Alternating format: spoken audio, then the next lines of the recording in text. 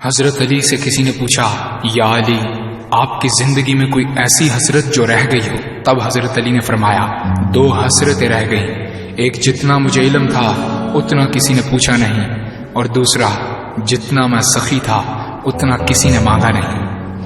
آپ نے فرمایا، زندگی کے 3 سنہری اصول ہمیشہ یاد رکھو۔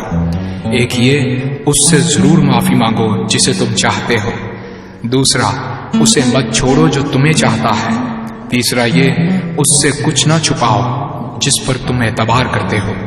آپ نے فرمایا، دوست سے سنبھل کر دوستی کرو، ہو سکتا ہے وہ کسی دن تمہارا دشمن بن جائے، اور دشمن سے سنبھل کر دشمنی کرو، ہو سکتا ہے وہ کل تمہارا دوست بن جائے۔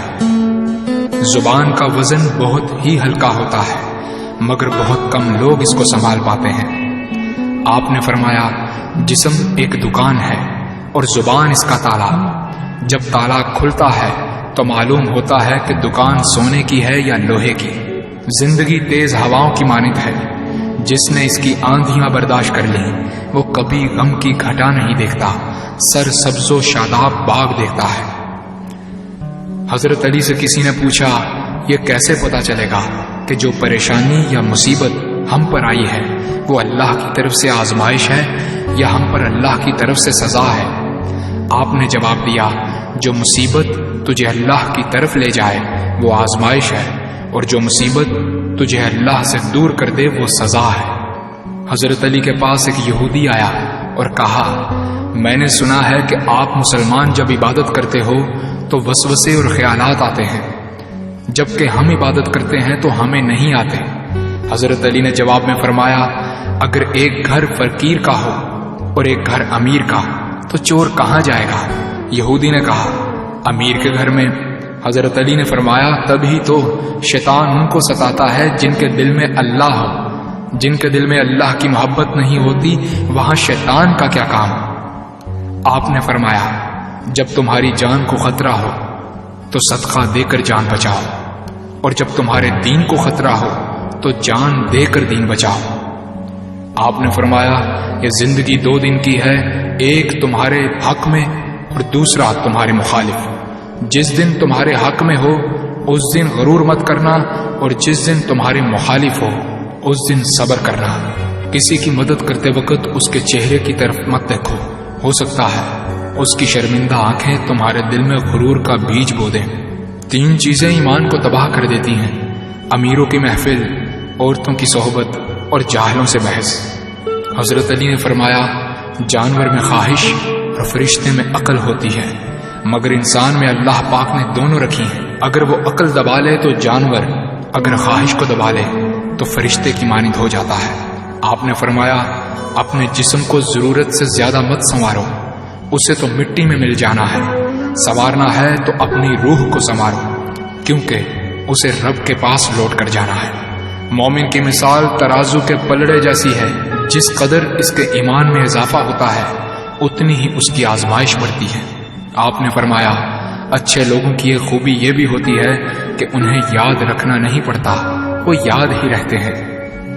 آپ نے فرمایا، رزق کے پیچھے اپنا ایمان خراب مت کرو، کیونکہ رزق انسان کو ایسے تلاش کرتا ہے جیسے مرنے والے کو موت۔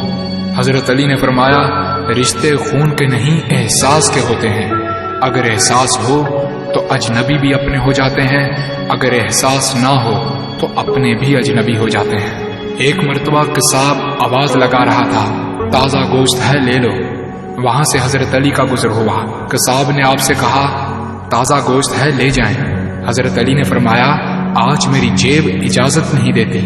قصاب بولا، میں آپ سے ادھار کر سکتا ہوں۔ اس سے آپ نے ایک بہت حکمت سے لبریز جملہ ارشاد فرمایا۔ آپ نے فرمایا، یہ ادھار میں اپنے پیٹ سے کیوں نہ کر لوں، جس کو میں جنت میں اس سے بہتر غذا کھلا سکتا ہوں۔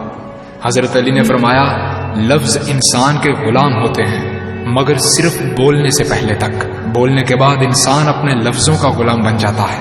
آپ نے فرمایا، کوئی تمہارا دل دکھائے تو ناراض مت ہونا، کیونکہ قدرت کا قانون ہے، جس درخت کا پھل زیادہ میٹھا ہوتا ہے لوگ پتھر بھی اسی کو مارتے ہیں۔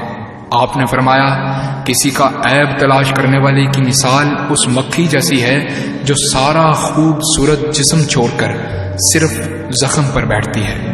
آپ نے فرمایا اچھا دوست چاہے کتنا برا بن جائے کبھی اس سے دوستی مت توڑنا، کیونکہ پانی چاہے کتنا بھی گندا ہو آگ بجھانے کے ضرور کام آتا ہے۔ آپ نے فرمایا زندگی کے ہر موڑ پر صلح کرنا سیکھو، کیونکہ جھکتا وہی ہے جس میں جان ہوتی ہے، اکڑنا تو مردے کی پہچان ہوتی ہے۔ دوست ہو یا پرندہ دونوں کو آزاد چھوڑ دو، لوٹ آیا تو تمہارا، نہ لوٹ کر آیا تو تمہارا وہ کبھی تھا ہی نہیں۔ بادشاہ نے وزیر کو انگوٹھی دی اور کہا اس پر کوئی ایسا فقرہ لکھوا لاؤ جسے میں خوشی میں پڑھوں تو اداس ہو جاؤں اور غم میں پڑھوں تو خوش ہو جاؤں۔ وزیر گیا اور انگوٹھی پر یہ لکھوا لایا، یہ وقت بھی گزر جائے گا۔